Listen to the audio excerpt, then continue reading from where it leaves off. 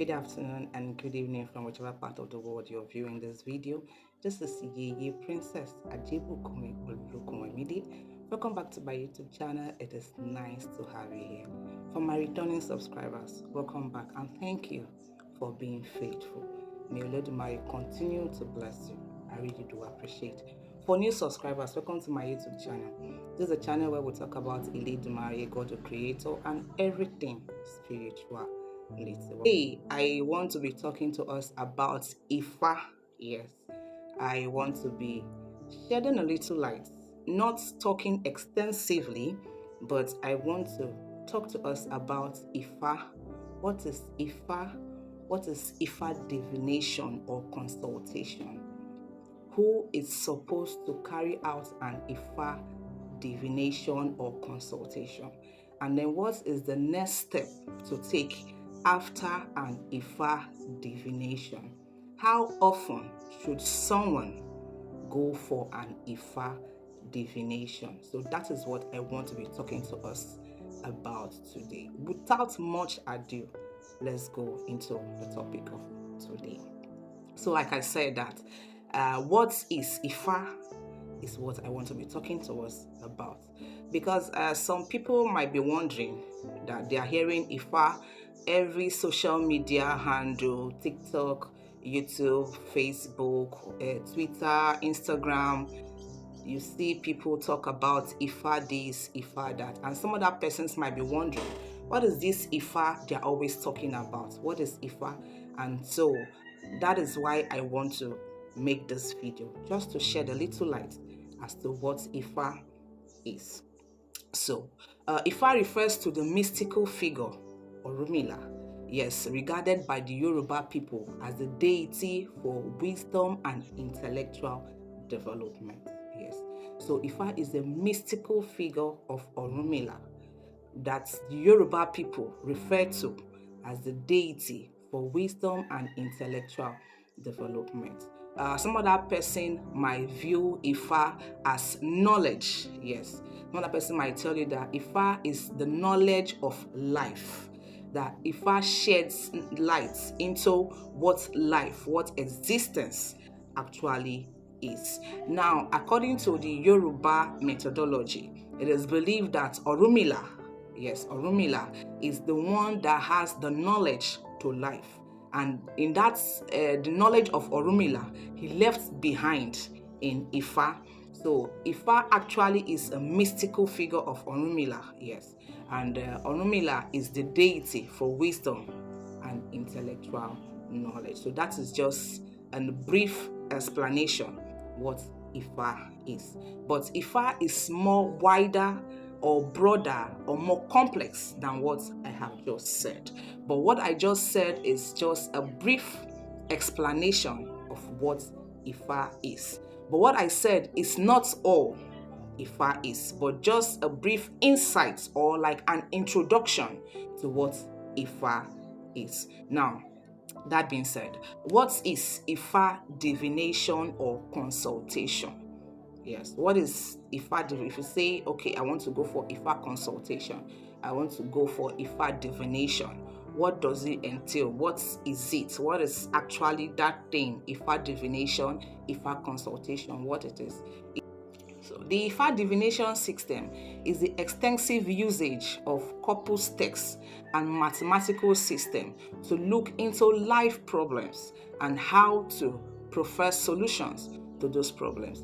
And during this Ifa divination system, Odus, you had in the Ifa, we have what we call the Odus. They are called the Odu Ifa.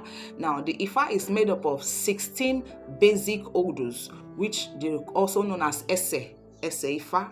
So those are the 16 basic Odus that now give birth to 240 more Odus. That is why we have things like Ogunda Meji, we have Okoron Meji. Those are Odus of Ifa. Ifa has over 256 Odus, and in each Odu there is a solution to one life issue or another. That is why when you go for divination or consultation with Ifa, whatever it is that is going on with that individual that went for the divination or the consultation with Ifa, a particular Odu will come out as to what is going on in that person's life. And it is that same Odu that is going to also bring out the solution as to what is going on in that person, that individual's life. So in the 256 Odus of Ifa lies different solutions to different life problems. That is why I always tell people, if it looks like things aren't going for you the way you want them to go, if you feel you're facing one life challenge or the other, the easiest way or the best way to go about finding solution or finding